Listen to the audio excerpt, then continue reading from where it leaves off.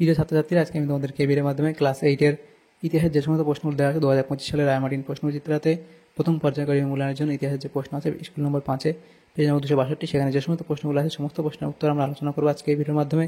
তোমরা ভিডিওটা শুরু থেকে শেষ অবশ্যই দেখবে, আর চ্যানেলে যদি নতুন হয়ে থাকো অবশ্যই তোমরা চ্যানেলটাকে সাবস্ক্রাইব করে রাখবে পরবর্তী স্কুলগুলো প্রশ্ন উত্তর পাওয়ার জন্য। এবং এর আগের স্কুলগুলোর প্রশ্ন উত্তর আলোচনা করে দেওয়া হয়েছে, প্লেলিস্ট থেকে তোমরা পেয়ে যাবে, সেগুলো অবশ্যই তোমরা সেখান থেকে দেখে নিও। আজকে আমরা এই 5 নম্বর স্কুলের প্রশ্ন উত্তরগুলো আলোচনা করবো। একের দাগে আছে সঠিক উত্তরটি বেছে নিয়ে লেখো। একের দাগে একের প্রশ্ন, দেওয়ান পদে মুর্শিদ কুলির নিয়োগ পাকাপাকি করে দেন, সেটা হবে সম্রাট ফারুক শিয়র। এরপরে প্রশ্ন, 1744 খ্রিস্টাব্দে মারাঠা আক্রমণের সময়ে আলীবর্দী খান ব্রিটিশ কোম্পানি থেকে দাবি করেছিলেন 30 লক্ষ টাকা, অপশান বি। এরপরে আসফ ঝাঁ উপাধি পেয়েছিলেন, সেটা হবে নিজাম উল মুল্ক। এরপরে প্রশ্ন, অধীনতামূলক মিত্রতা নীতি প্রবর্তন করেন, সেটা হবে কে, লর্ড ওয়েলেসলি। এর পরের প্রশ্ন দেখা হচ্ছে হিন্দু কলেজ প্রতিষ্ঠা করেছিলেন, হিন্দু কলেজ প্রতিষ্ঠা কে করেছিলেন, সেটা হবে ডেভিড হেয়ার, অপশান সি। তারপরে আছে কি, গভর্নর জেনারেলের কাউন্সিল তৈরি হয়, সেটা হবে 4 জন। এর পরের প্রশ্ন দেখা হচ্ছে দেখো 4 জন সদস্য নিয়ে।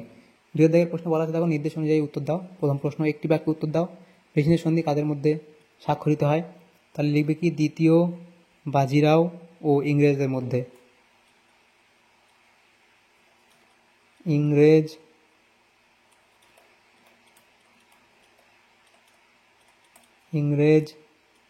ও দ্বিতীয়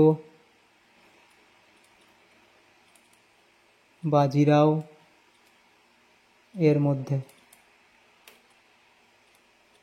এরপরে প্রশ্ন আছে, একটি বাক্যে উত্তর দাও, বাংলার প্রথম স্বাধীন নবাব কে ছিলেন? এটা হবে মুর্শিদ কুলি খান।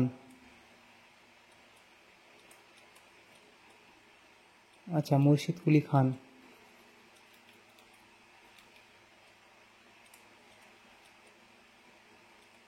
পরের প্রশ্ন,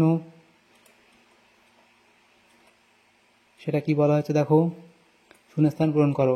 ড্যাশ সালে রেগুলেটিং অ্যাক্ট চালু হয়েছিল? এটা হবে 1700 কত সালে, 1773 সালে রেগুলেটিং অ্যাক্ট চালু হয়েছিল। এরপর সত্য বা মিথ্যা লেখো। সেটা আমাদের এখানে বলা হয়েছে দেখো কি, যে 1823 খ্রিস্টাব্দে রাজা রামমোহন রায় লর্ড আমহার্স্টকে চিঠি লিখে সংস্কৃত শিক্ষার বিরোধিতা করেছিলেন, এটা ঠিক বলা হয়েছে। 3-এর দাগে বলা হয়েছে যে কোনো দুটি প্রশ্নের উত্তর দাও। এই প্রশ্নগুলো নেক্সট পেজে আমরা আলোচনা করব। তো প্রথম প্রশ্ন কি বলা হচ্ছে, 1765 খ্রিস্টাব্দে এলাহাবাদের দুটি চুক্তি কি ছিল? তাহলে এই দুটো চুক্তি লিখবে। এরপর অবাধি প্রশ্ন ছিল, আলীনগরের সন্ধির ফল কি হয়েছিল? তাহলে আলীনগরের সন্ধির ফল বলে এই দুটো পয়েন্ট লিখবে এই অবধি। 2-এর দাগে প্রশ্ন বলা হচ্ছে দেখো, শ্রীরঙ্গপত্তনের সন্ধি কবে কাদের মধ্যে হয়েছিল?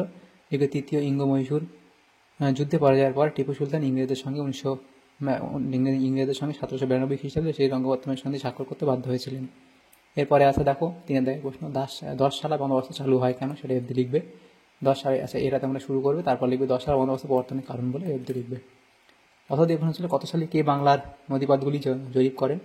1764 খ্রিস্টাব্দে জেমস রেনেল বাংলা নদীপথগুলি জরিপ করেন। এরপরে প্রশ্ন দেখা হচ্ছে দেখো 4-এর দাগের যে প্রশ্নগুলো আছে, এখানে 3 নম্বর করে আছে, দুটো প্রশ্ন 6 নম্বর এবং দুটো প্রশ্ন আছে 5 নম্বর করে 10 নম্বর। দ্বৈত শাসন ব্যবস্থা বলতে কী বোঝো? তাহলে দ্বৈত শাসন ব্যবস্থা তোমরা এই অবধি শুরু করবে, তারপর লিখবে দ্বৈত বা দ্বিকেন্দ্রিক শাসন এবং প্রবর্তনের কারণ ইত্যাদি পয়েন্ট করে অবধি লিখবে।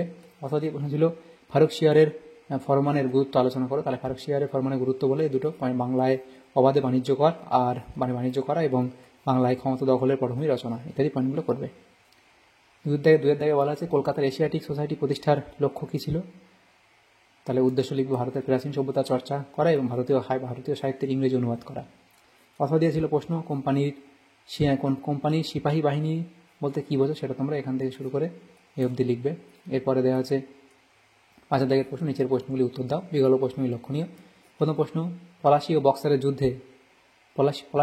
যুদ্ধের মধ্যে কোনটি ব্রিটিশ কোম্পানির ভারতে ক্ষমতা বিস্তারের জন্য বেশি গুরুত্বপূর্ণ ছিল? উত্তরের পক্ষে যুক্তি দাও।